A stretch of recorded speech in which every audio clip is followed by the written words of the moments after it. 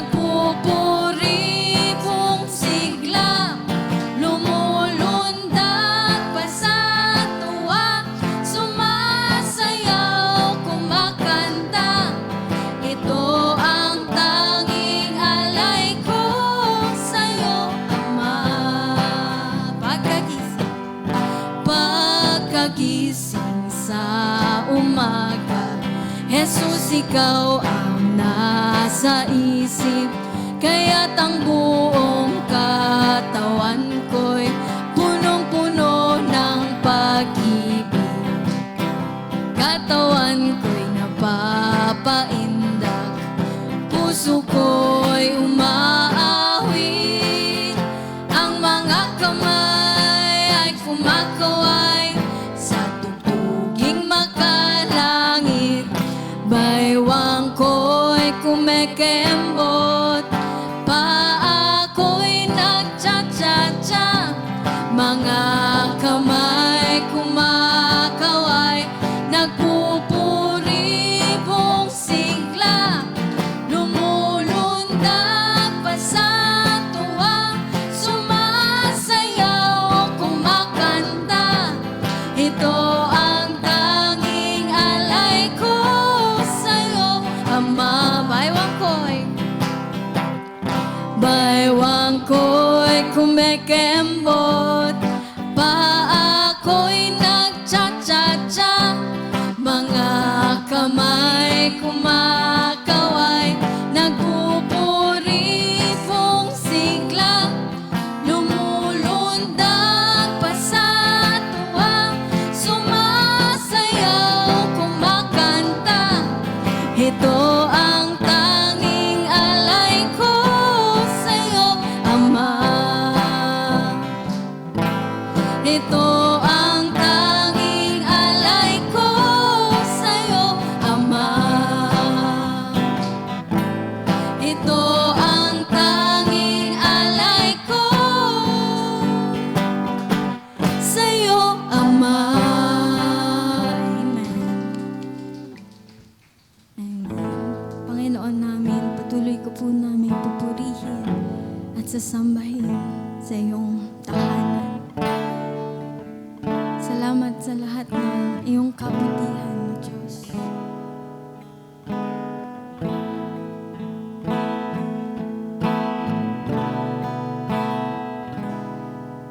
Pupurihin namin ang iyong pangalan, aawitan ng may kadakilaan. Ikaw ang Diyos na aming kanlungan, pag-asa namit kaligtasan. Pasasalamat ang aming alay, pasasalamat alay mong buhay. Kadakilaan mo'y pasalamatan, ang pag-ibig mo'y wakas kailanman. Sa'yo'y alay aming buhay, ikaw ang Diyos naming gabay. Sa dalangin aawitin, kadakilaan mo sa amin.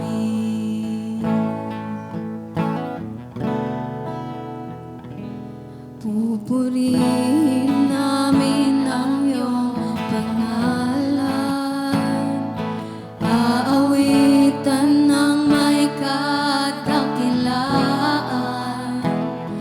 Ikaw ang Diyos na aming kanlungan, pag-asa namit kaligtasan. Pasasalamat ang aming alay, pasasalamat alay mong buhay.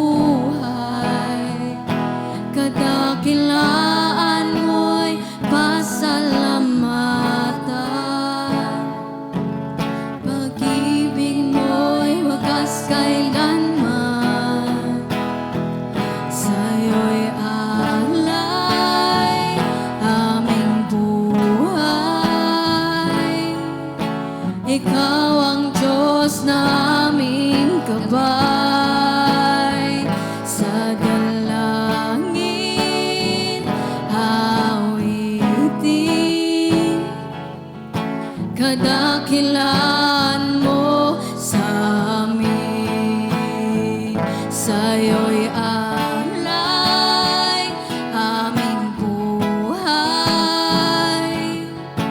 Ikaw ang Diyos naming gabay. Sa dalangin aawitin, kadakilaan mo sa amin. Kadakilaan mo sa amin. Kadakilaan mo sa amin.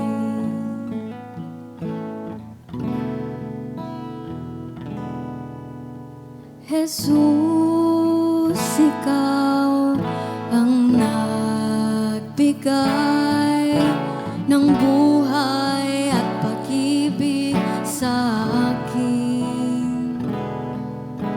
Mula ngayon at kailanman, pupurihin, sasambahin kita.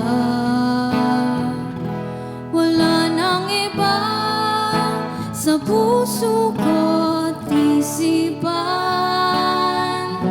kundi ikaw lamang, Jesus, ang kailangan. Hindi ba't sa'yo ko lang matatagpuan kaligtasan at buhay na walang hanggan.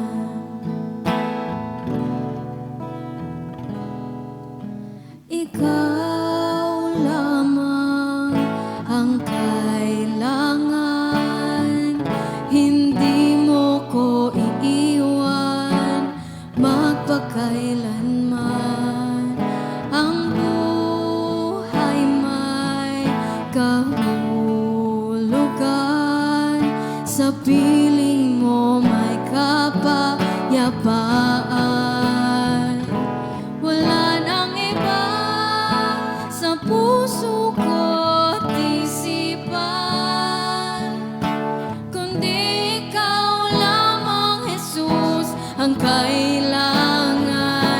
Hindi ba't sa'yo ko lang matatagpuan kaligtasan at buhay na walang hanggan. Wala nang iba sa puso ko't isipan, kundi ikaw lamang, Jesus, ang kailangan. Hindi ba't sa'yo ko lang matatagpuan kaligtasan at buhay na walang hanggan. Kaligtasan at buhay na walang hanggan. Kaligtasan at buhay na walang hanggan.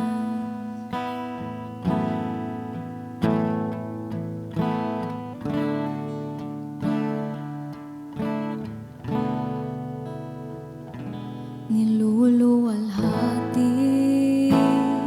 dinadakila, sinasamba kita, O Diyos, ng buong puso. Ikaw ang hari, ikaw ang buhay, ikaw ang Diyos naming banal na pupurihin. Niluluwalhati, dinadakila, sinasamba kita, O Diyos, ng buong puso. Ikaw ang hari, ikaw ang buhay, ikaw ang Diyos naming banal na pupurihin. Panginoon, kay buti mo, walang katulad mo. Kami sa'yo ay sasamba, pagkat dakila ka. Hawak mo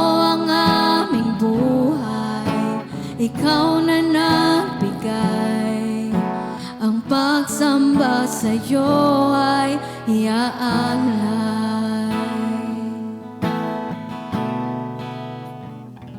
Niluluwalhati, tinatakila, sinasamba kita, O Diyos ng buong puso. Ikaw ang hari, ikaw ang buhay, ikaw ang Diyos naming banal na pupurihin. Panginoon, kay buti mo, walang katulad mo, kami sa'yo ay sasamba. Pagkat dakila ka, hawak mo ang aming buhay, ikaw na nagbigay. Ang pagsamba sa'yo ay iaalay. Panginoon, kay buti mo, walang katulad mo, kami sa'yo ay sasamba. Pagkat dakila ka, hawak mo ang aming buhay, ikaw na nagbigay. Ang pagsamba sa'yo ay iaalay. Ang pagsamba sa'yo ay iaalay. Ang pagsamba sa'yo ay iaalay. Amen. Panginoon naming Jesus, salamat. Salamat, O Diyos, sa buhay na iyong binigay sa amin. Na dahil sa ginawa mo, Jesus, sa krus ng Kalbaryo, kami ay naligtas at nabigyan mo ng buhay na walang hanggan, Lord. Gamit itong buhay, Lord, na iyong binigay, ay pupurihin ka namin. Araw-araw ng aming buhay, Lord, pipiliin ka namin. Purihin kahit anong mangyari, Lord. Kung masaya man kami or malungkot, ikaw ay patuloy naming pupurihin. Dahil deserve mo, Lord God, lahat ng praises, ng adoration, Lord God. Lord, minsan makulit kami, minsan we fall short, Lord God, of your glory. At nagpapasalamat kami, O Panginoon, sa grace na binigay mo sa amin araw-araw, Lord. Salamat. Thank you, Lord God. Thank you, Lord Jesus, for this life, Lord. Binabalik namin all the glory, all the honor, all the adoration to you, O Jesus. In Jesus' name we pray. Amen. Palakpakan po natin ang ating Panginoon.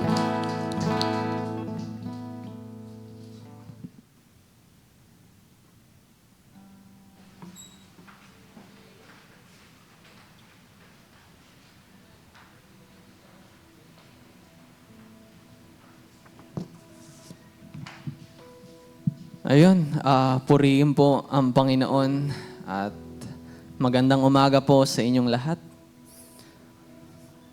Welcome po tayong lahat sa Tagalog service ng GCF Naga na ginaganap tuwing linggo dito po sa 3rd floor, Magsaysay, alas 8 po ng umaga. At bago po natin umpisahan, gusto lang natin kilalanin kung meron po ba tayong bisita o isang beses pa lang na nakakadalo sa GCF o first time. Kung meron man po, pwede po ba kayong magtaas ng kamay? Ayun, meron. Welcome po, sister. At inaasahan po namin na makita namin kayo sa susunod na linggo. Meron pa po ba sa kabila? Ayun, si sister din. Welcome din po sa GCF at sana makita din po namin kayo sa susunod na linggo. Sa kabila po, meron pa. Ayun, welcome po. Welcome po sa GCF Naga. Sige, kung wala na po, ay dahil Isang linggo po tayong hindi nagkita-kita. Ang iba sa atin, matagal nang hindi nagkita-kita. Kaya tumayo po tayong lahat at batiin po natin ang bawat isa.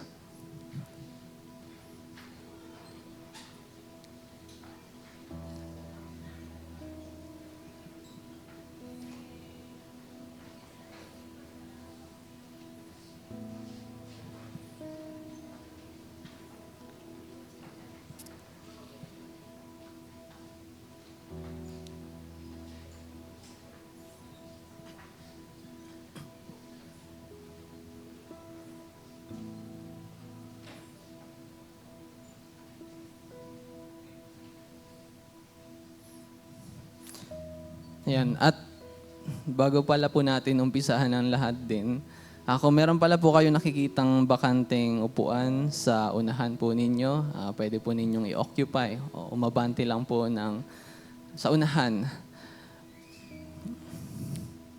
Ayan. Alam ko po na ang iba sa atin dumadating ng maaga para makapili tayo ng upuan. Pero tulong na rin natin sa ating mga ibang brothers and sisters na nahuhuli, ay pwede po tayong mag-adjust para sa kanila. Okay, maraming salamat po. Mga paalala po, yan, kung meron po kayong dalang cellphone, yung ating mga gadgets, siguraduhin po na ito ay naka-silent mode. Siguraduhin po na ito ay walang tunog o nakapatay upang maiwasan po nating maistorbo yung ating katabi at yung magsasalita mamaya.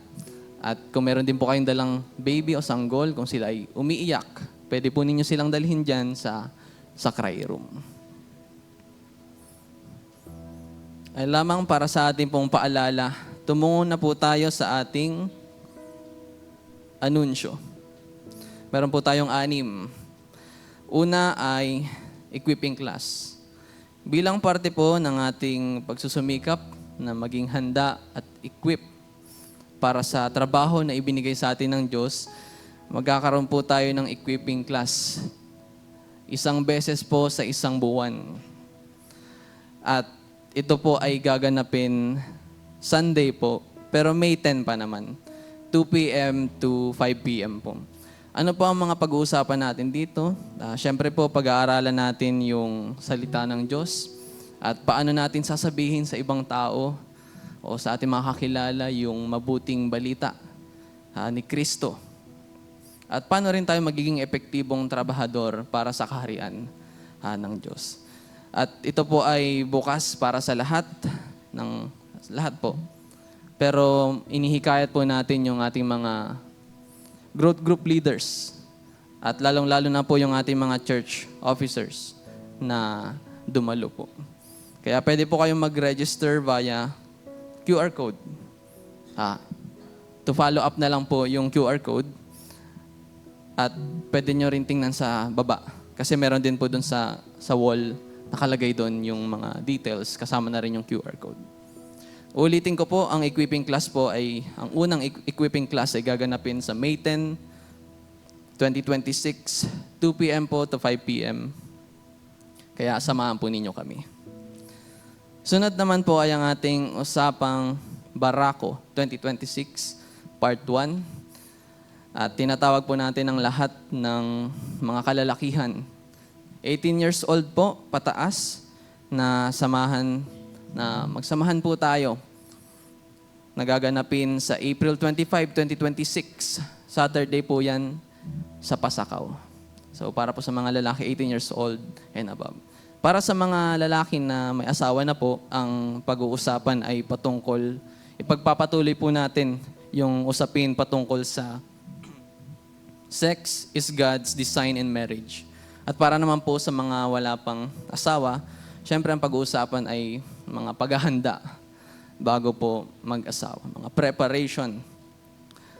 At ang registration din po ay via sign-up sheet or Google Forms or QR code din po sa baba kung meron or to follow up na lang po. Ikatlong anunsyo po ay divorce and remarriage. Dahil nga po yung nakaraang linggo, nung Sunday service po, hindi po enough yung oras natin, hindi sapat. Kaya naglaan po ng ibang panahon para sa question and answer forum patungkol po sa divorce and remarriage. Ito po ay gaganapin Sa April 12 naman, 1:30 p.m. Sunday po yan. At makakasama po natin si Attorney Doc Steve para po magbigay sa atin ng biblikal at legal na pananaw o kasagutan patungkol sa mga tanong po natin doon sa naging usapin sa divorce and remarriage. Siyempre, pwede nyo rin pong invite yung inyong, kayo po, imbitado lahat at pwede nyo rin imbitahan yung inyong mga kaibigan.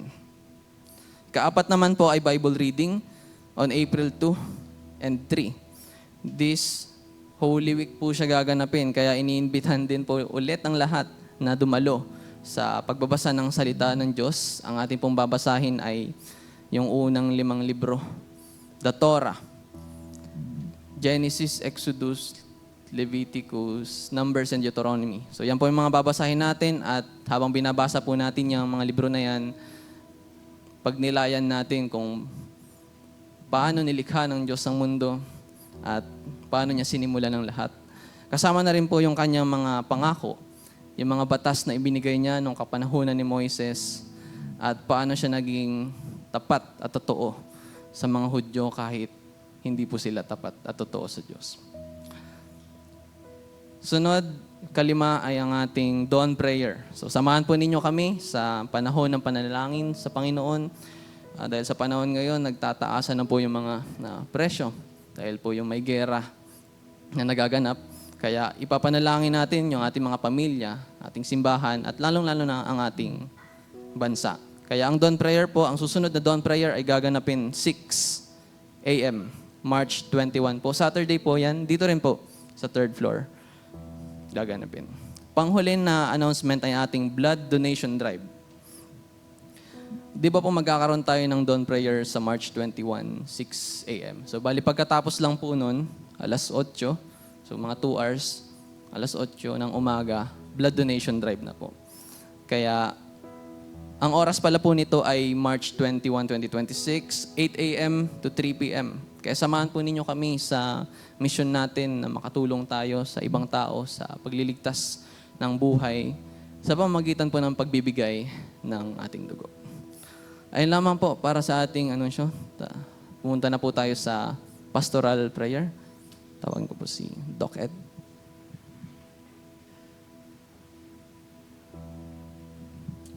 Panginoon, maraming salamat sa iyong kabutihan sa aming mga buhay. Salamat sa pagbigay mo sa amin ng iyong anak na si Jesucristo, na siyang naghirap, nagdusa, namatay at nabuhay muli.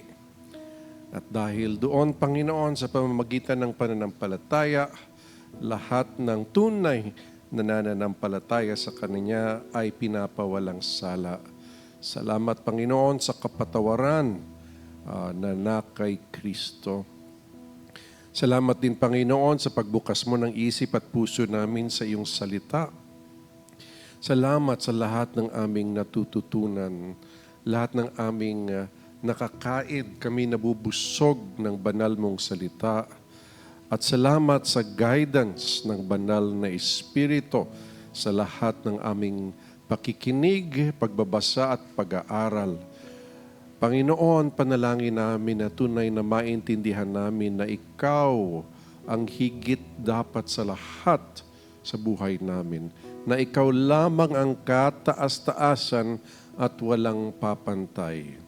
Na higit namin Ikaw mamahalin kaysa sa pamilya, kaysa sa sarili, kaysa sa karera o negosyo. Ikaw, Panginoon, at iyong salita ang kataas-taasan sa buhay namin. Salamat, Lord. Panalangin po namin na gaya ng iyong pagkasabi na pwede kami dumulog sa iyo at humingi sa ngalan ni Jesus. Sa ngalan po ng aming Panginoon, panalangin po namin na pagaligin niyo po ang ilan sa amin na may sakit. Ilan sa amin ang hihina, Panginoon, palakasin niyo po. Hindi lamang po sa pisikal, pati sa espiritual. Ilan sa amin na kailangan ng kapayapaan, turuan niyo po kami magtiwala sa iyo. Sapagkat ang pagtitiwala sa iyo, diyan nagsisimula ang kapayapaan. Turuan mo kami magkatakot sa iyo.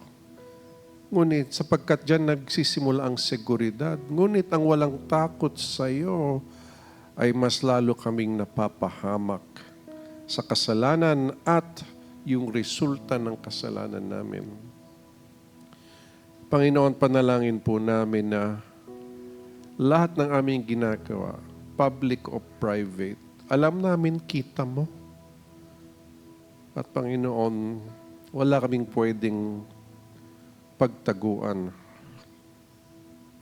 Kaya Panginoon, kami lumalapit sa iyo, hinahayag ang aming mga kasalanan. Patawarin niyo po kami sa maruming pag-iisip, sa mga adulterous relationship, fornication, sa pagmamataas ng sarili, imbis na magpakumbaba. Patawarin niyo po kami, Panginoon. Panalangin po namin, Lord, na yung mga pamilya dito sa aming church ay patatagin mo ang mga relasyon mag-asawa. Maging self-reflective kami at alam po namin na patuloy nyo kaming binabago. Ang panalangin po namin na magkaroon kami ng pagkakaintindi doon na patuloy dapat namin ma-improve ang aming sarili sa biyaya mo para kami tunay na maging pagpapala sa mga asawa namin. Na bawat isa'y mapatatag namin. Salamat, Lord. Pinupuri ka namin, pinasasalamatan. Panalangin namin, Panginoon, na bigyan niyo kami ng wisdom paano i-manage ang aming mga kinikita, aming mga natatanggap sa panahong ito na pagtataas ng mga bilihin. Panalangin namin ay magkaroon ng freedom of religion doon sa Iran. Panalangin din po namin na konti na lamang po o wala na po ang masawi dahil sa digmaang ito. Panalangin din po namin dito sa amin na walang maging mangyaring digmaan. At isa pa, Panginoon, na kami po ay maging mapayapa ang aming mga kalye, ang aming mga subdivision, aming mga barangay. Tanggalin niyo po yung mga masasamang elemento na pwede magbigay ng kapahamakan sa amin at sa aming mga pamilya.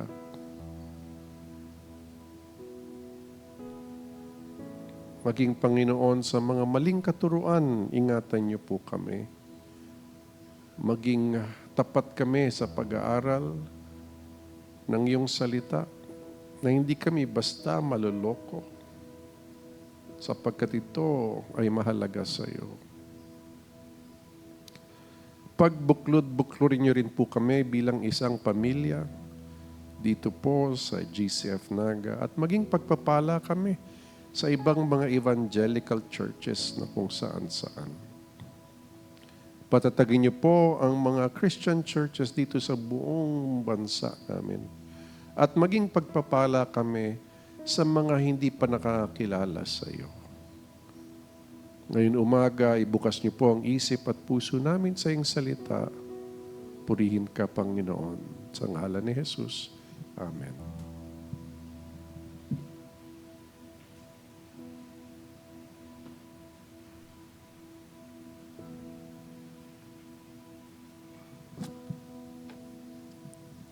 Magpatuloy po tayo sa banal na hapunan. At yan, tawagin ko na po si Elder Doy para sa ating banal na hapunan po.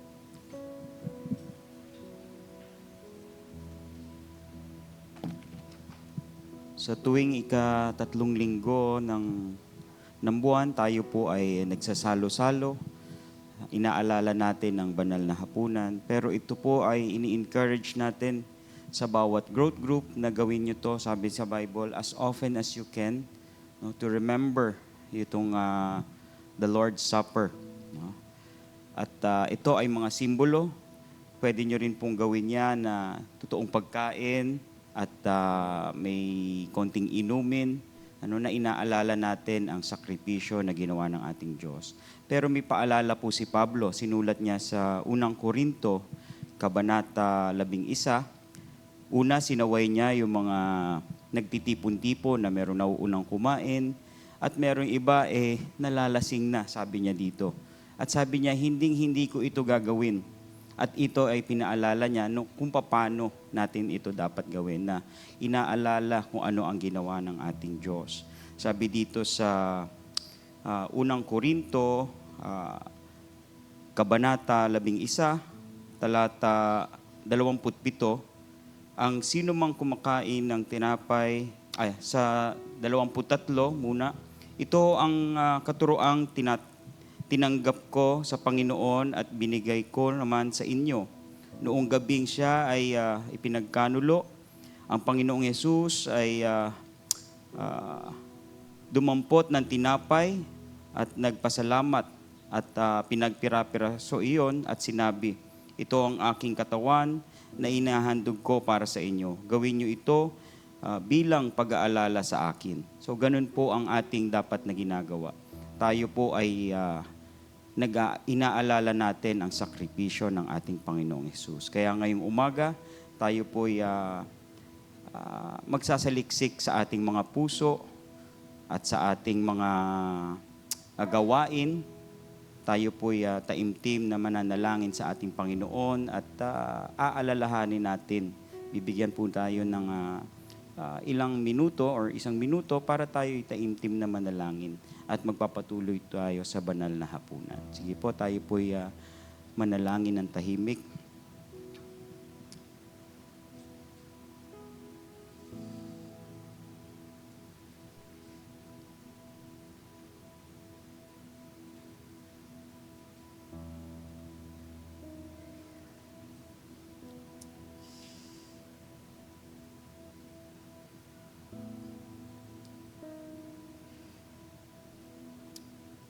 Aming Diyos Ama, maraming salamat sa umagang ito na kami ay iyong tinipon para makadalo dito sa banal na hapunan ng aming Panginoong Hesukristo.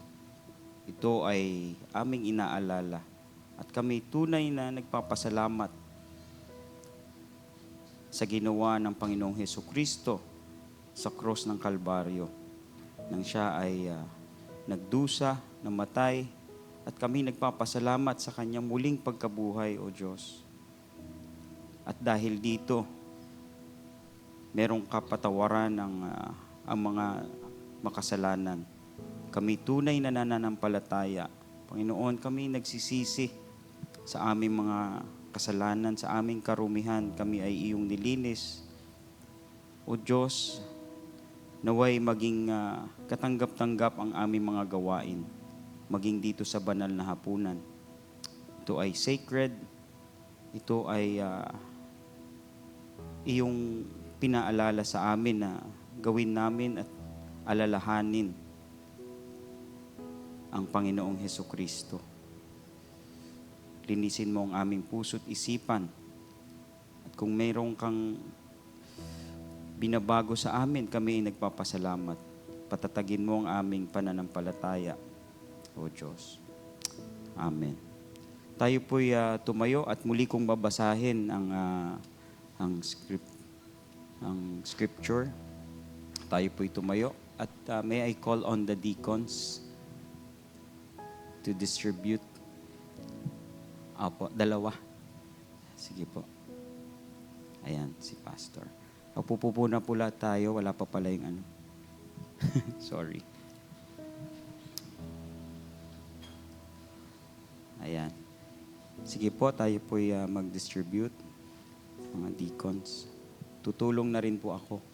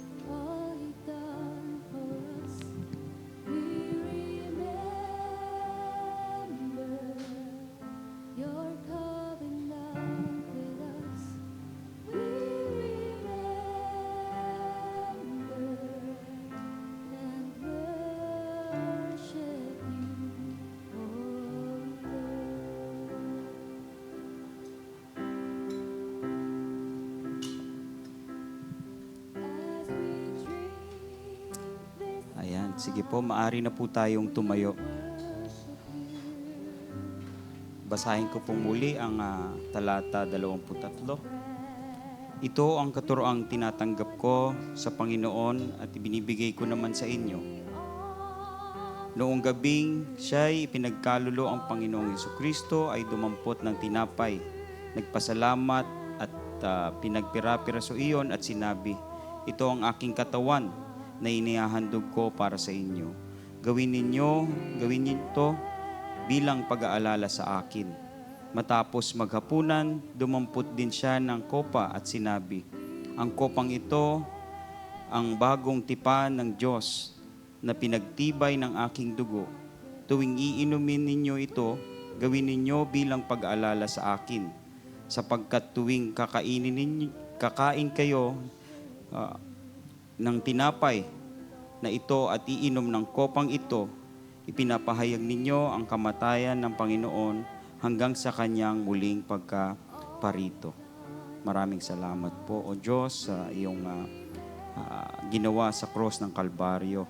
Muli kami ay nandito sa iyong harapan at inaalala ang iyong sakripisyo, ang iyong ginawa sa cross. At maraming salamat sa salvation na meron ang bawat tunay na mananampalataya. Maraming salamat po. Muli, tayo po'y sabay-sabay na kumain at uminom ng kopa.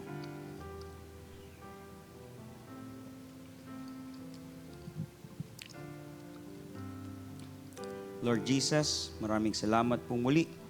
Kami ay nagagalak.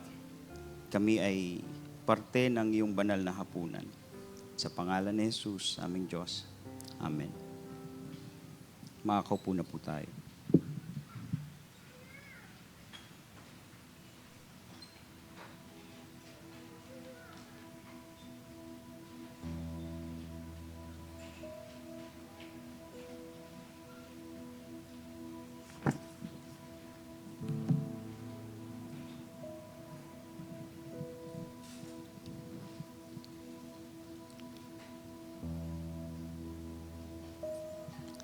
Mga paalala po ulit para sa ating lahat, yung ating po mga cellphone or gadgets, paki-double check, paki-triple check. Siguraduhin po na ito ay naka-silent mode.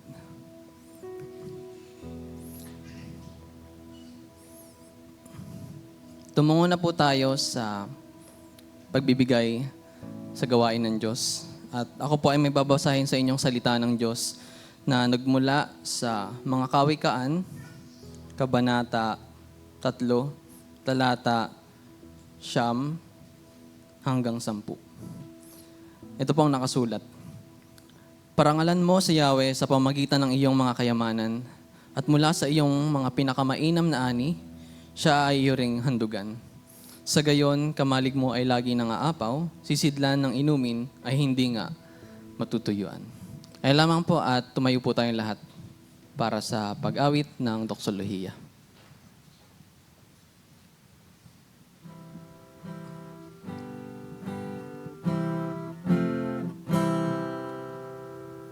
Ang Diyos ama'y papurihan, Anak, Espiritong Banal, ng mga taong nilalang, at ng buong kalangitan.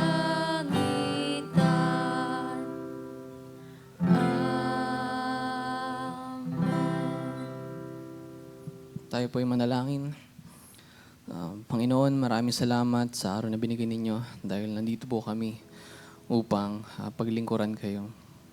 Alam po namin, Panginoon, na hindi kayo nagkukulang sa amin. Alam po rin namin na alam ninyo na patuloy na tumataas ang mga bilihin at kahit ganun pa rin ay patuloy ninyong tinutugunan ang aming mga pangangailangan. Kaya kami po ay nagpapasalamat. Ganun na rin, Panginoon, pinapanalangin namin na pagpalain po ninyo ang bawat isa. Patuloy ninyong bigyan ng karunungan, kung paano pa namin mapapalago ang aming mga ari-arian upang kami ay maging pagpapala sa ibang tao, sa aming mga kapamilya, at lalong-lalo na sa simbahan na ito, Lord. Gabayan po ninyo kami sa aming mga ginagawa, Lord. Alisin niyo po sa amin ang anumang pagnanais ng mga bagay na masigit sa inyo. Alisin po ninyo sa amin ang pagmamahal sa pera. Bagkus ay tulungan ninyo kami na patuloy na magtiwala at manalig sa inyo. At aming handog, Panginoon, ay sana ay patuloy itong magamit sa paglago ng inyong kaharian at marami pang tao ang makakilala sa inyong pangalan. Ito lamang po ang aming panalangin sa pangalan ni Jesus. Amen. Maaari na po kayong umupo.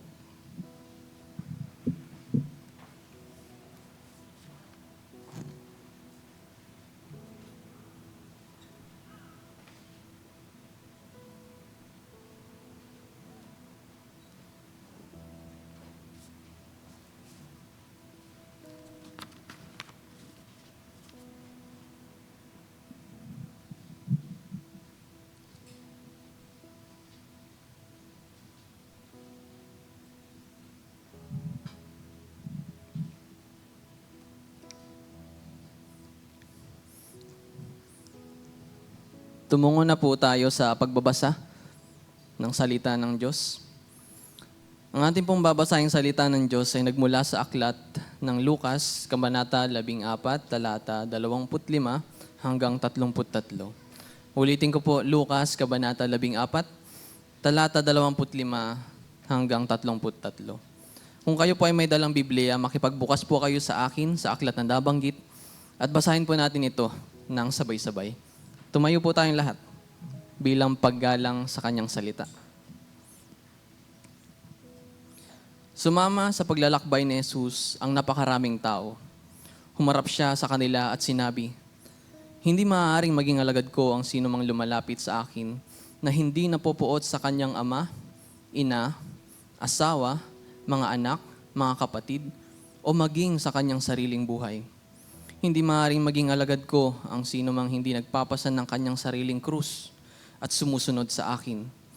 Sapagkat sino ba sa inyo na nagnanais magtayo ng tore ang hindi muna nauupo at inaalam ang magugugol upang matiyak kung mayroon siyang sapat na halaga hanggang matapos ito? Baka kung nailagay na ang pundasyon at hindi ito makayang tapusin, kukutyain siya ng lahat na makakita sa kanya. Sasabihin nila, nagsimulang magtayo ang taong ito, pero hindi naman niya kayang tapusin iyon.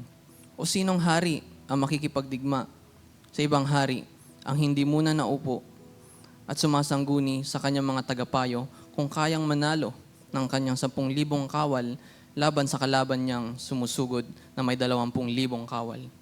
Kung hindi niya kaya, habang malayo pa ang kaaway, ay magpapadala na siya ng sugo upang makipagkasundo para sa kapayapaan. Kaya nga't sino man sa inyo na hindi magtatakwil sa lahat ng kanyang pag-aari ay hindi maaaring maging alagad ko." Purihin ng Diyos sa pagbasa ng kanyang salita. Maaari na po kayong umupo.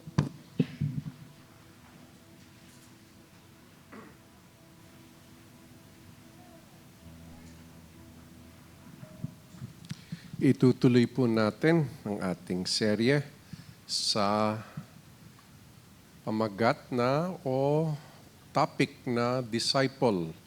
Sa Tagalog ay alagad. Nagsimula tayo doon kay Mateo, yung pananaw ni Mateo, at ano yung sinabi ni Jesus na na-record ni Mateo. At nagsimula tayo sa chapter doon sa dulo, no? Sa 28, na "Go therefore make disciples."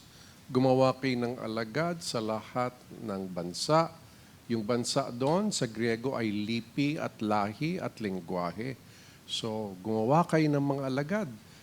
Paano? Bautismuhan sila sa ngalan ng Ama, Anak at ng Banal na Espiritu.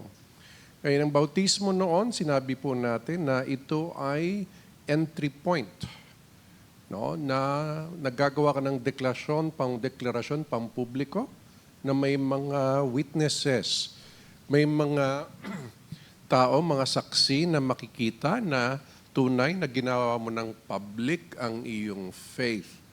At hindi lamang po ang si Juan Bautista at ang mga alagad ng Panginoon na nagbabaptize noon. Marami pong iba-ibang grupo noon.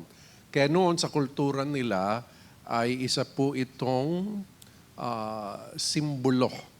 At hanggang ngayon yung tradisyon na yan ay tinuloy na po ng church. Kahit hindi na po first century, hanggang ngayon po, ito po'y ating ginagawa. At inexplain po ni Pablo sa Romans chapter 6 na ang baptism ay paglilibing. Anong ibig sabihin yan? Ay namatay na tayo sa sarili at nabuhay tayo kasama ang Panginoon. So yan po ang nangyari sa loob. Ganon din naman, nung pinag-aralan po natin yung Matthew chapter 10. Kasi nung sinabi, go make disciples, ano ba ibig sabihin ng word na disciple o alagad? Sa dictionary meaning, ay ito yung tagasunod na natututo, estudyante na sumusunod. No? Sumusunod siya at hinahayag niya rin yung kanyang natutunan sa iba. Kaya lahat po noon na may guro, sila'y may mga disciple, mga estudyante. Pero kakaiba lang ngayon, ang estudyante ngayon, tapos may teacher, one time ka lang kasi yung teacher, ang alam niya lang physics. No, yun lang alam niya. Alam niya lang mathematics. Hindi niya minaster ang napakaraming mga subjects. Noon, ang master, teacher o guro, maraming alam yan. No? Kaya, isang guro, minsan napakaraming estudyante at yung mga estudyanteng yon, mga alagad, disciple, isa lang minsan ang guro nila na sinusundan. Loyal sila doon. No? Ngayon, bawat isang guro o guru, yan, si Pablo, si Gamaliel daw ang sinusundan noon. No, si Gamaliel. Bawat isang nagtuturo ay may kanya-kanyang pamantayan para maging estudyante kita.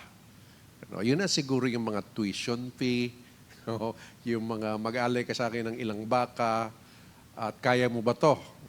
Naalala ko, pati sa buong mundo parang may ganun eh. Hindi naman buong mundo, wala akong pruweba niyan. Pero napapansin ko sa history ng China, meron kasi lumalabas sa sine, sa history nila na may school ng Kung Fu, no, yung martial arts. Tapos may mga estudyante doon na naglilingkod sa kanilang Kung Fu master. No? So, yung iba walang pambayad, pero naglilingkod. Ibig sabihin kasama na yung pagtatanim, pag-aani, at siya'y nakakakain din doon sa samahan na yun, nagtutulungan sila. Yan. Ngayon, nung Matthew 10, pinag-aralan natin, ano ba yung mga standard para maging alagad ng Panginoon? Napakahalaga po nito, no? Kasi po, may paniniwala sa Kristyanismo ngayon na pwede kang maligtas pero hindi ka disciple. Saka na lang yon, no? At pero malakas din po yung mas marami po na napansin ko na hindi mas marami pero yung mas solid sa theology nila na sinasabi, hindi, ang tunay na nananampalataya ay disciple sapagkat yung explanation doon, yung sanctification, ano ibig sabihin yun? Ang tunay na justified ay sanctified. Ibig sabihin, nagkakaroon ng pagbabago sa buhay niya. Ang disciple ganon, talagang nababago ang buhay niya. At yung salitang repentance, ano ba yung salitang repentance? Pagtatalikod, pagbabago ng pag-iisip at pananaw. No, ang repentance, sabi nga, 180 degrees, na iiwan mo ang hindi tama para sumunod sa Panginoon. Ganon din ang pagiging disciple, sabi doon sa Matthew 10, bago tayo pumunta kay Lucas tayo ngayon, kasi ganon din ang sabi ni Matthew, o sabi ni Kristo na record ni Matthew, na kung mas mahal mo ang magulang mo o mga anak mo kaysa sa akin, hindi ka karapat-dapat sa akin. No? Ganon din, kung hindi mo papasanin ang iyong krus, ibig sabihin handa kang mapahiya, handa kang mawalan ng buhay, at maghanda kang matorture, mga pahirapan, alang-alang sa akin, ay hindi ka rin karapat-dapat sa akin. Kumbaga, ano ng Panginoon, handa ka nang mamatay. Kumbaga, nakapag-desisyon ka na. No? Kaya yung iba, iniisip pa lang pag dumating ng pag-uusig, sino ba pipiliin ko, ang Panginoon o sarili kong buhay? Ang totoong alagad, hindi na mag-iisip nun kasi tapos na yung kanyang pasya. Nakapag-desisyon na siya. At yung desisyon na yon ay hindi galing sa sariling lakas natin, tayong naniniwala, biyaya lang ng Panginoon yon. No? Kaya pagdating nun, di gawin mo nang dapat mong gawin. Ako'y nakapag-desisyon na. Kaya po napakarami doon po sa Middle East, sa Iran, lalo na pag ikay mananampalataya at nahuli ka nila at may narinig na may tinuro ka na labag sa kanilang reliyon o sa kanilang bansa, ay papahirapan ka. No? To torture ka. At ang hamon sa iyo, iwan mo ang iyong pananampalataya, iwan mo ang pagiging Diyos at Panginoon mo, si Jesus, at ikay makakalaya. Yung iba nangungumpromiso, mas mahal nila ang buhay nila kaysa sa Panginoon. Yung iba ay nakapag-desisyon na. No? Ngayon, pag sinabing pasanin mo ang iyong krus, ating napag-usapan, nung sinabi ni Jesus yon, hindi pa siya namatay sa krus, hindi pa simbolo ng Kristyanismo ang krus. Ngayon, religious symbol. Nung sinabi ni Jesus ito ang krus noon ay mas associated sa mga Romano, na pinapahirapan ng mga Romano ang mga lumalaban sa kanila at sa mga tingin nilang kriminal. Kaya po, may debate noon may mga kumakamping na din naman sa mga Kristiyano. Ano bang krimen nila? No, bakit ninyo sila? Maayos naman silang, mapayapa naman sila.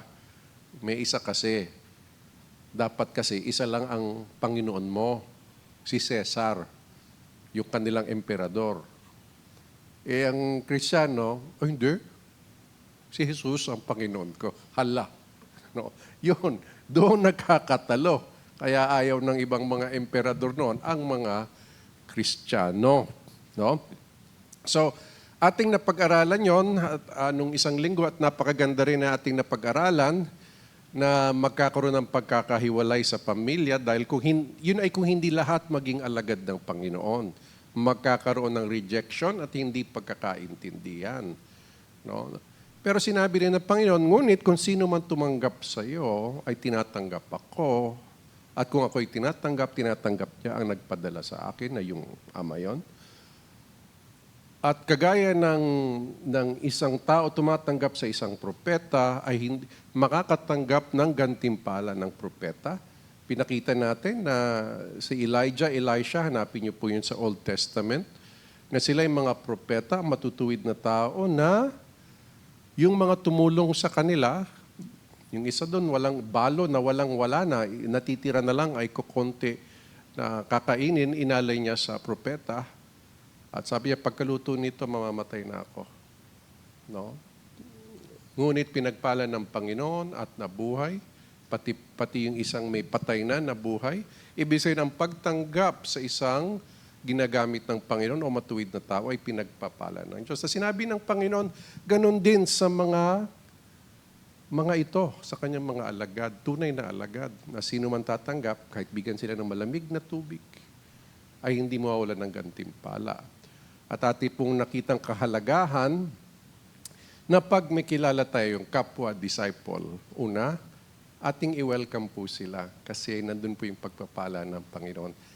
Ang ginawa nga ng mga apostol pagdating sa bagong tipan, sa Book of Acts, regular sila nagtatanggapan sa bawat isa. Sabi, they went from house to house. No? Mga small group na tinatanggap nilang bawat isa.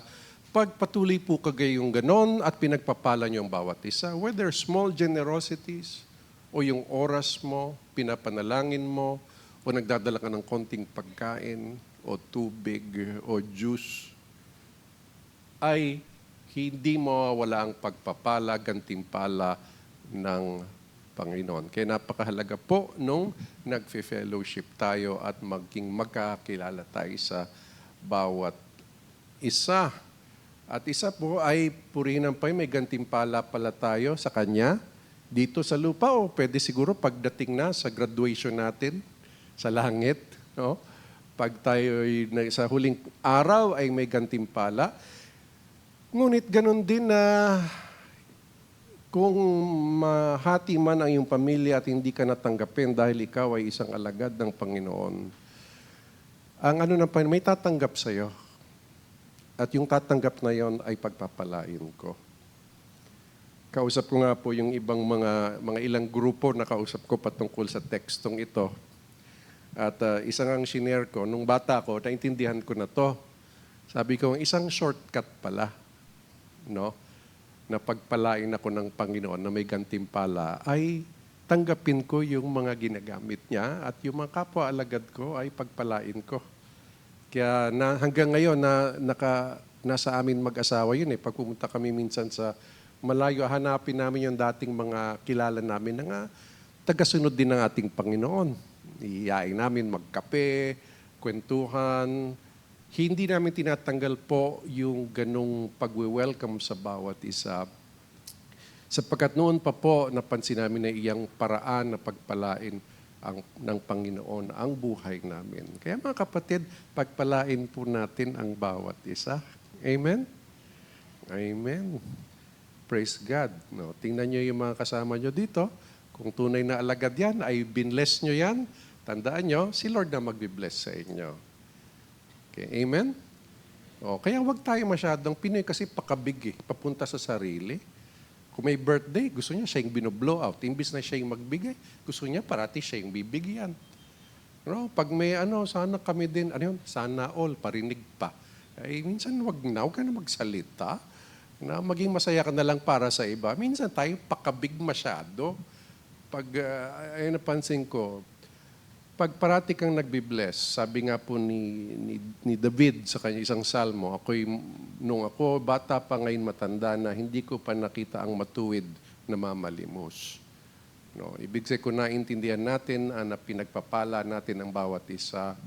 By God's grace, pagpapalain din tayo. Ngayon, yun ang explanation ni Matthew. No? Punta na tayo kay Lucas kasi yung salitang disciple ay gamit na gamit sa Matthew, Mark, Luke, and John, and Acts. Pagkalampas sa Acts, hindi na ginagamit. Ang ginagamit na ay the saints, the elect, believers, the saved ones. So iba-iba na po yung gamit na salita. Ito kasi noon, mas naiintindihan nila nung buhay ang Panginoon, literal na buhay siya, sinusundan. Pero nung Acts, kahit patay na siya, ginagamit pa rin yung word na disciple, hanggat dun sa Acts 11, naging bago na yung tawag sa kanila. Sabi doon, yung mga alagad, tinawag na mga Kristiyano. The word Christian nagsimula sa Acts 11, kung titingnan nyo. Sino yung tinawag ng mga Kristiyano? Yung mga alagad. Kaya dapat pag-usapan natin, ano bang pagiging alagad? Kasi yun ang ibig sabihin nun, sa Biblia, sa history, ay Kristiyano. Pag sinabi ng iba, ang Kristiyano ka na pero hindi ka pa alagad. Teka lang, yung alagad nga tinawag na Kristiyano. So alagad sila. Okay, malinaw ba tayo? O, kaya lang, parang ang bigat. No? Natural. Kung hindi mo naramdaman yung kabigatan, hindi mo naintindihan yung mga sermon natin. Ay mabigat talaga. Kaya kailangan mo din ang biyaya niya para magampanan mo itong ini-expect ng Panginoon. Tingin ko po isang pagsasala ng Panginoon yan. Kasi may ginagawa talaga siyang pagsasala eh. Na minsan konti na lang yung sumusunod. Daming sumusunod. Gusto maging mga alagad. Tapos biglang may sasabihin siya, paunti ng paunti. Minsan nga, imbis na linawin, ano bang ibig mong sabihin? Umalis kagad yung iba. Halimbawa yung ang dami niyang pinakain, nagmilagro. Libo-libo pinakain.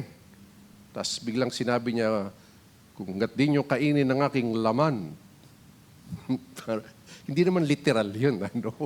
Sabi ng iba, ano yun? Alis na ako dito.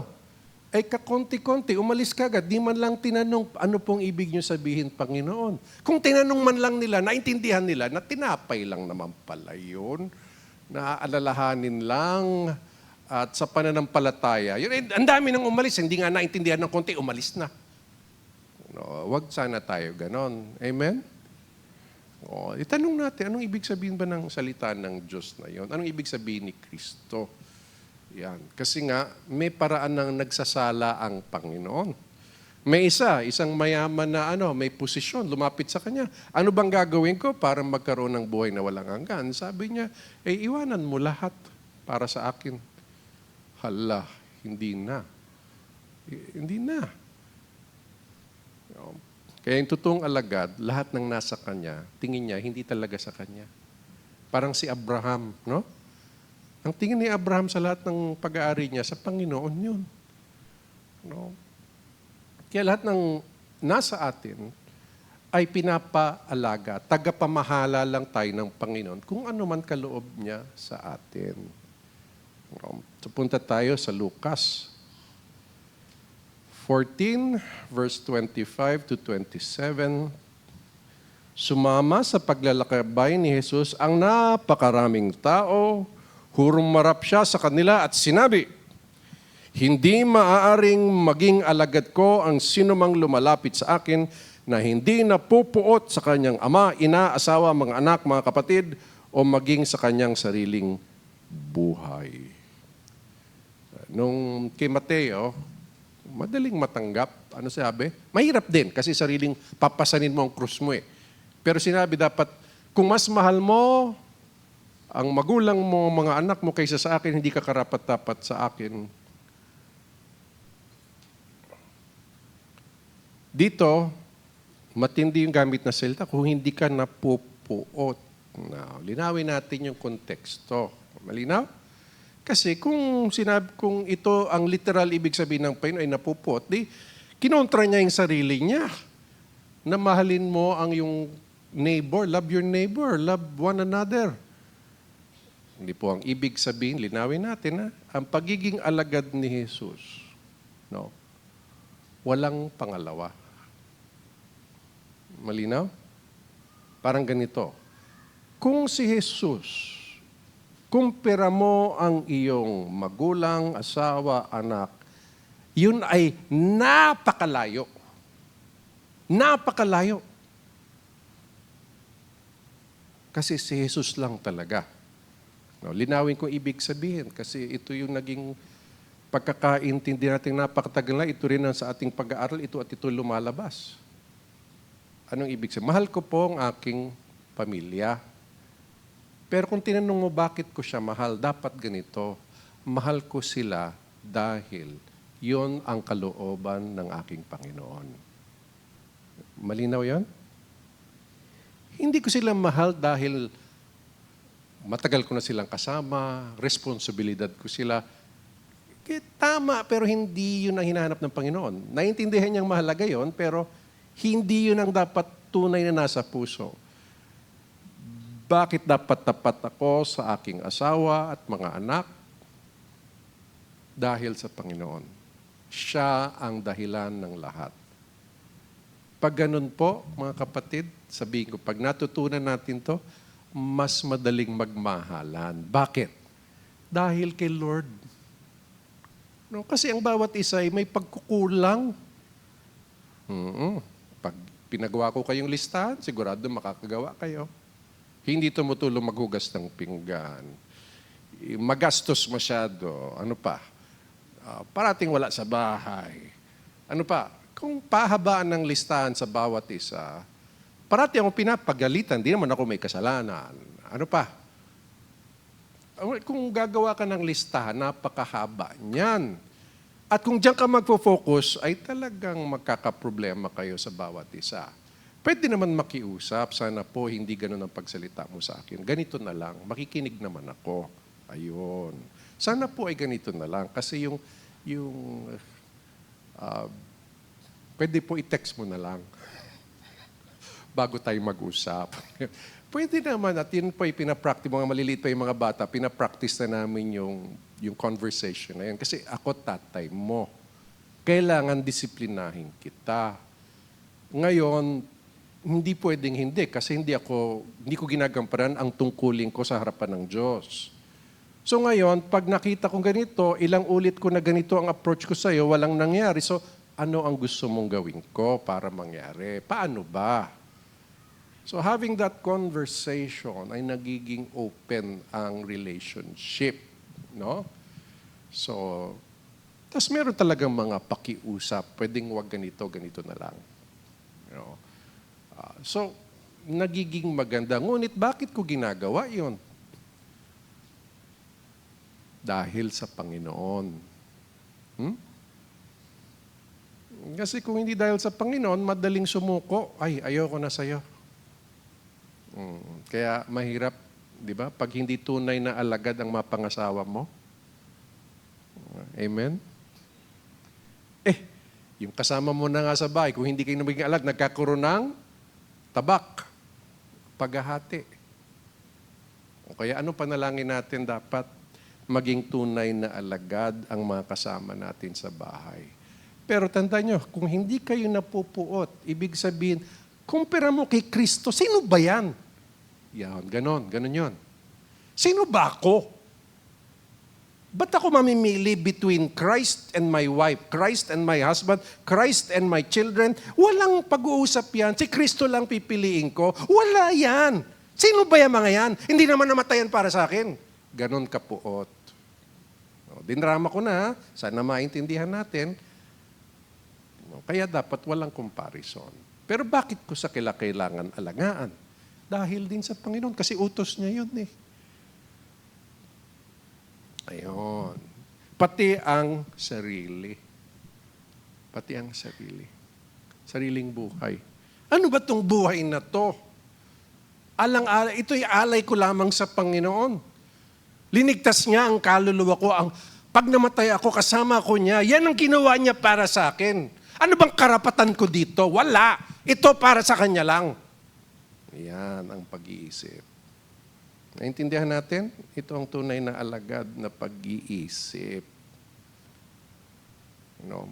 Hindi yung isusuko kay Lord kung ano man matatanggap ko. Hindi. Nasuko mo na lahat bago mo pa naman tinanggap kahit ano. Nauna na.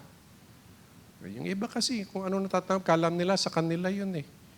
Sabi nga ng Panginoon kay Job, o sabi ni Job, nagbibigay ang Diyos, kung kinukuha ng Diyos, purihin ang ngalan ng Diyos.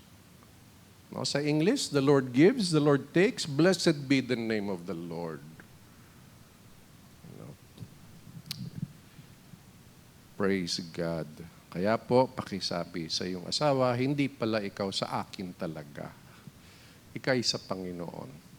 Pero may obligasyon ako para sa iyo dahil sa Panginoon. Kasi ang makasarili ay sarili. Ika'y ay nandyan para sa akin. Hala. Yan ang mundo. No? Sa dami ng telenovela, parang ang ginagawang sentro ay ako. No? Iba ang Christian love story. Dinidate mo wife mo dahil yan ang kalooban ng Diyos. Amen? No.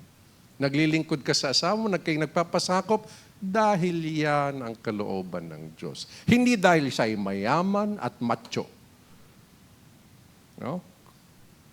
Minsan matching nga. Ngunit dahil yan ang kalooban ng Panginoon. Kaya pag sinabing kung hanggat di ka mapuot, hindi ka karapat-dapat sa akin. No? Ay, may mapapansin kayo, pag ikumpara mo ang na-record ni Matthew, tandaan natin, ginagamit ng Panginoon ang mga manunulat at ginagamit ng Panginoon yung kakayanan din nila mag-alala at mag-isip. So dito, at sa kanilang sariling layunin. Si Mateo kasi sumulat siya para sa mga Hudyo. Kaya ang dami pong quotation sa Old Testament. Itong si Lucas sa mga Hintil. Ang kausap niya dito ay isang tanyag na tao, pinapaliwanag niya yung ebanghelyo. At dito, ang pagkakaiba, kasama yung asawa. Kasi kay Mateo, hindi kasama yung asawa. Uy, ligtas tayo. Hindi. Kay Lucas, kasama din doon. No? Okay. Hindi maari maging alagad ko ang sino mang hindi nagpapasa ng kanyang sariling krus at sumusunod sa akin. Ibig sabihin, pag susunod ka, kasama yung paghihirap dyan. No? Kasama yung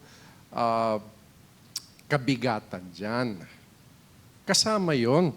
Kaya pagiging sumusunod sa Panginoon, tapos biglang minsan nahihirapan ka, kasama po yan. Kasi tayo lahat ay bibigyan ng pagsubok. Pero pagdating ng pagsubok, dapat piliin mo ang Panginoon. No, hindi ka kakapit kahit kanino, sa Diyos ka kakapit. At sa Kanyang salita. No, nabibisi ka. Kakalimutan mo na ba ang Panginoon? Ay, hindi pwede. Yung early church, ang isang nila, in the first day of the week, Sunday, ay nagkikita sa Book of Acts. Nagkikita sila, nagtitipon sila. No? Talagang tradition nila yon at hindi nila binabali yung tradition na yon. No? So mga kapatid, kahit anong mangyari, unahin natin ang salita ng Diyos. Paano magkaroon ng pagkakataon, ikay matutukso? Sinusubukan ka ng Panginoon. Ano unahin mo? Madadala ka ba ng tukso? O nakapag-desisyon ka na kasi sa biyaya niya na taga-sunod ka, ikay isang alagad ng Panginoon. Ay kasama yan yung paghihirap. No? At minsan kasama din yung sagana. Sinusubukan ka rin pag masagana ka. Yung iba, dahil sa hirap ng buhay, wala na. Hindi mo nakita sa mga kasama ng mga kapwa-alagad ng Diyos. Kailangan nga maintindihan mo na pagtitipon kasama yun sa pagpapala ng Diyos. At minsan hindi literal na bibigyan ka ng pera ng kasama mo, pero dahil sinusunod mo ang Diyos mismo ang magbibless sa iyo. No? Yung iba, naging masagana. Dahil masagana na siya, ang rason niya, busy daw siya sa kanyang negosyo na lumalago. May halong hangin pa at konting kayabangan. Gusto kong sa'yo, magpakumbaba ka nga. Sino ba nagbigay niyan sa'yo? Yan ang gusto kong sabihin na harap-harapan. Kay Lord galing yan lahat eh. Ba't si Lord ang kinakalimutan mo? Kaya sa aming mag-asawa, consistent dapat. Lord, sa aming pagbibigay, marami o konti, parating nagbibigay. Busy o hindi, parating nasa church. Nabagay, mahirap mag-absent ako sa church. Diba? Ako pala pastor dito. Sinabi ko sa asawa ko, ayoko pumunta sa church. Hindi pwede, ikaw ang pastor. Ganun ba? No. Mahalaga po na ang pag-fellowship, pag-worship, pagsasamba sa Panginoon ay tuloy-tuloy. Maging ang buhay man ay maganda o hindi maganda ang panahon sa iyo. Nagtitiwala ka sa Diyos. Kahit up and down yan, ikaw ay consistent lang. Hindi rin emosyon. Kasi nga, kaya nga hindi kasama ang sarili mong buhay. Ang emosyon ng iba, ayoko sa kanya eh. Bakit? May krimen ba siyang ginawa sa iyo? Disiplinahin natin kung totoo yan. Maghanap tayo ng testigo kung totoo yan. Kung hindi, sarili mo lang yan. Kailangan malampasan mo yan. No? Malampasan mo dapat yan. Kasi sa church, hindi pwedeng hindi natin. First, in a very gentle way, yun ang una. I-correct natin ang bawat isa. Kasama po yan eh. Paano tayo ang paraan ng Panginoon para hubugin tayo ay diretso sa kanyang salita, kinakausap tayo ng banal na Espiritu. Pangalawa, nangungusap sa atin dahil sa mga kapwa-alagad natin sa Panginoon. No? At pag yan, di mo matanggap, re-rebelde ka na dahil napagsabihan ka ng, minsan napakaganda pa ngayon ng pagkasabi eh. Sumasama na yung loob. At makita niyo po, walang perfect sa church. At doon ako natutuwa. Kasi mga imperfect tayo, sama-sama tayo. Pero lahat tayo gustong matuto maging mas maayos ang buhay. Kaya pag sinabi sa church natin, walang perfect. May nagkakasala talaga. Yung iba, lubha. Pero hanggat willing siya magsabi, i-restore niyo ako, ayoko na ginagawa ko, iyan, gusto na magsisi. Lahat yan ay tanggap pa rin. Pero pag sinabi kang itigil mo yan, itigil mo yung pambababae mo.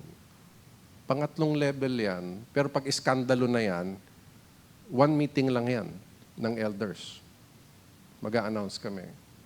Pag nakausap nyo to, isa lang sasabihin nyo, magsisi ka. No? Ngayon, punta tayo sa next. Alamin ang kapalit. Verse 28 to 32, sapagkat sino ba sa inyo na nagnanais magtayo ng tore, ang hindi muna nauupo at inaalam ang magugugol upang matiyak kung mayroon siyang sapat na halaga hanggang matapos ito. Baka kung nailagay na ang pundasyon at hindi ito makayang tapusin, kukutsain siya ng lahat ng makakakita sa kanya. Sasabihin nila, nagsimulang magtayo ng taong ito pero hindi naman niya kayang tapusin yon. O, sinong hari ang makikipagdigma sa ibang hari ang hindi muna nauupo at sumasangguni sa kanyang mga tagapayo kung kayang manalo ng kanyang 10,000 kawal laban sa kalaban niyang sumusugod na 20,000 kawal. Kung hindi niya kaya habang malayo pa ang kaaway ay magpapadala na siya ng sugo upang makipagkasundo para sa kapayapaan. Yung mga kaharian kasi noon, pag linulusob ka, hingin mo na mag-surrender ka. Anong kapalit? Taxes. Magbibigay ka sa akin ng pera o ng ani o ng ginto. No? Buwan-buwan o taon-taon, yan ang kasunduan. Under na kayo sa amin, kaya ikaw yung magbabayad ng tax. Ganun yung negosyo ng mga hari noon. Anong ibig sabihin nito? Isa lang pong ibig sabihin nito. Ang Panginoon ginagawa niya, sinasala niya naman. Nagsasala siya. Kasi ang daming sumusunod sa kanya eh. Sabi niya,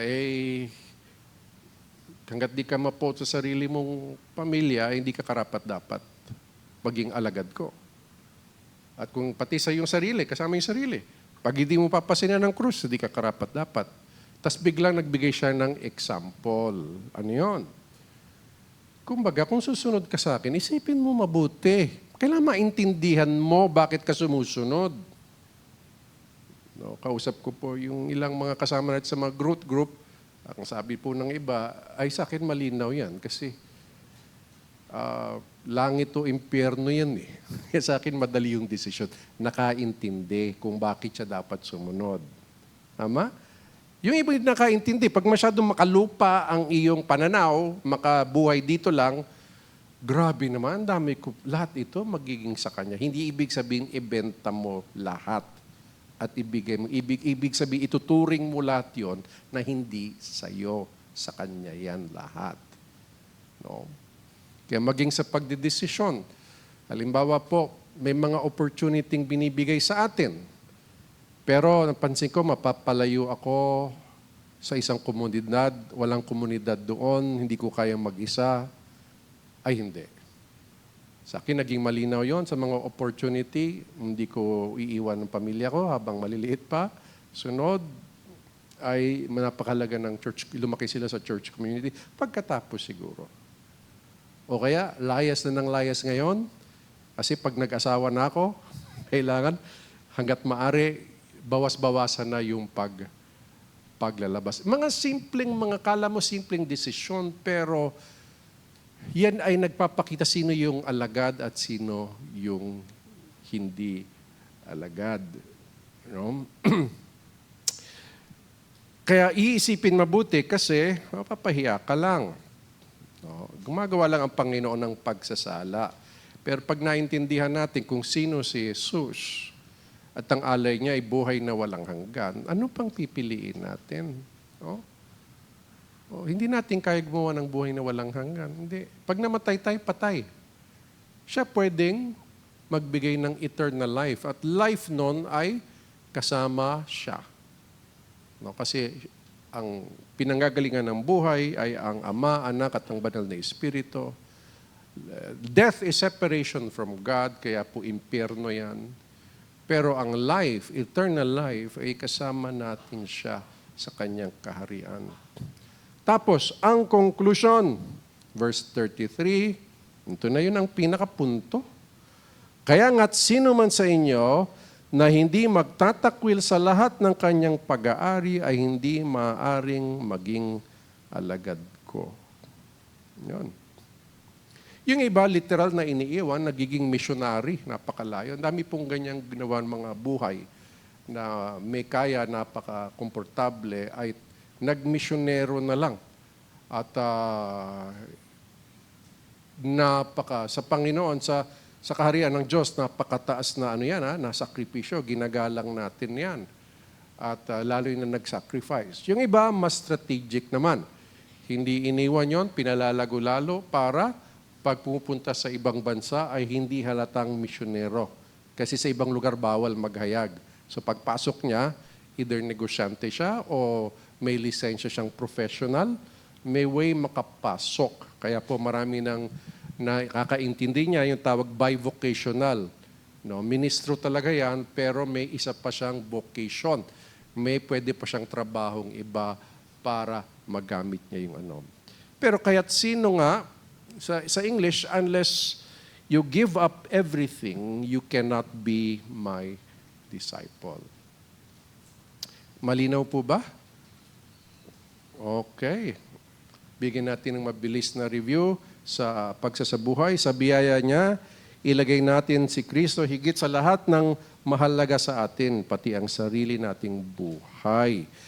Maging handa tayo sa kahihiyan at hirap na maaring danasin sa pagsunod sa Kanya bilang tunay na mga alagad. Lagi natin ipaalala sa sarili natin, pinipili natin si Kristo at pinipili nating sumunod kahit ayaw ng sarili natin. Kaya't kahit hindi sang-ayon ang mga pinakamalapit sa atin, kay Kristo pa rin tayo susunod. Pangalawa, ang pagiging alagad ay hindi isang bagay na dapat basta-basta lang. Alam natin kung ano ang inaasahan ni Kristo, ialay ang lahat sa biyaya niya, magpasya tayong huwag maging katulad ng mga tumigil sa pagsunod sa Kanya. Lahat ng mayroon tayo at lahat ng mahalaga sa atin ay sa Kanya, hindi sa atin. Kaya tayo ay mga katiwala lamang. Hindi mga may-ari. Dadalhin natin ang ganitong pananaw hanggang kamatayan. Pangatlo, sa biyaya niya, magpasya tayong maging tunay na mga alagad at gumawa rin ng mga alagad. Diba? Go make disciples. No? Anong klaseng mga alagad? Yung uri na ipinaliwanag ni Kristo. Pag sinabing gumawa ng mga alagad, ibig sabihin, ang making disciples ay ini-encourage natin, tinuturo natin, pinapaliwanag natin ano yung sabi ni Jesus na nasa Biblia, anong ibig sabihin ng pagiging alagad. At isa na dito ay walang kapantay sa Kanya. Huwag ka nang mahirapan sa desisyon. Girlfriend ba na hindi Christian o si Kristo? Madaling desisyon yan. Malayo, kailangan mapuot ka. Ano bang comparison yan? Gusto mong mahati ang buong buhay mo? Kasi ito naman ang kwento. May mga naman nakapangasawa na hindi Christian. Pagkatapos ng ilang taon nagiging Christian, nangyayari yan, pero bihira yan. Okay, bihira.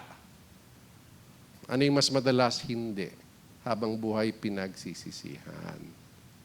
No. Pero kung kayo naging Christian, mag-asawa na kayo, wala na tayong magagawa diyan. Ang magagawa mo ay sundin ang salita ng Diyos na ikaw ay paglingkuran mo, manalangin ka,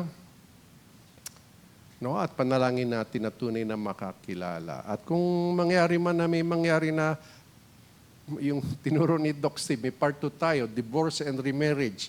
Yung matent ka doon, kung nagtatanong-tanong ka sa mga legal na bagay, ay baka mabigyan ka ng payo ng ating in-house lawyer. No? So gumawa tayo ng mga alagad, anong klase yung nandito. Hindi pwedeng uma-attend lang tayo, kailangan maging alagad sa puso. Tunay na tagasunod ni Jesus. Ayan po, ang ating, bigyan ko po kayo ng tula. Buong patalima. Si Kristong Panginoon ang susundan, hindi pamilya, kaibigan, sino man. Kung ihahambing sa Kanya ang tanan, lahat ng iba'y mababaw lamang. O hangal na puso, mag-isip kang tunay, ang banal na Trinidad, ang kayamang taglay. Huwag mong sayangin ang buhay na alay sa kayamanang di naman nagtatagal. Patayin natin pita ng laman, ito ang tawag sa pagtanggi sa sarili naman. Ang ating alay sa Kanya ay di panandalian, ang ganitong tipan ay walang hanggan. Malinaw ang salita ni Kristo sa akin. Mga tulad ko'y dapat magbuong lalim. Sa Kanyang ngalan, sumunod ng taimtim, maging alagad ng Panginoon natin. Tayong lahat po ay tumayo at manalangin. Lord, salamat sa iyong salita. Ikaw ay napakabuti. Salamat sa mga paalala. Ang sabi mo na kung susunod kayo, di kayo napupuot sa mga malapit sa buhay. Panginoon, lubos na dapat namin itong maintindihan. Hindi ibig sabihin hindi kami magkaroon ng responsibility sa mga mahal namin sa buhay. Ngunit kung ikumpara sa iyo, wala pong sinabi kahit sino. Kasi ikay ay walang kapantay at napakalayo ng sarili ko at nila katumbas sa iyo. Wala po. Walang-wala. Sino ba kami? Walang kakayanan sa buhay na walang hanggan. Ang mga tao at sarili namin, walang kakayanan sa buhay na wala. Ikaw ang may salita ng buhay. Kanino pa kami susunod? Sa iyo lamang, Panginoon. At Panginoon, kung susubukin niyo po kami, panalangin po namin na kami maging tapat sa iyo. At kung kami nagkulang, nais namin manumbalik sa iyo at magpakumbaba sapagkat gusto namin maging tunay na alagad mo. Salamat, Panginoon, pinupuri ka namin. May the grace of the Lord Jesus Christ, the love of the Father, and the fellowship of His Spirit be with you all. God's people say, Amen. God bless you.